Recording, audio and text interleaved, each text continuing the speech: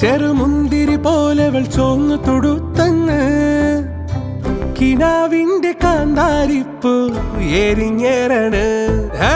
കണ്ടേ ഞാൻ ആകാശത്തൊരു മുല്ലപ്പൂവിന്ന്, അന്നേ നിൻ പേരു പതുക്കനെ മൂളിപ്പോയെന്ന്.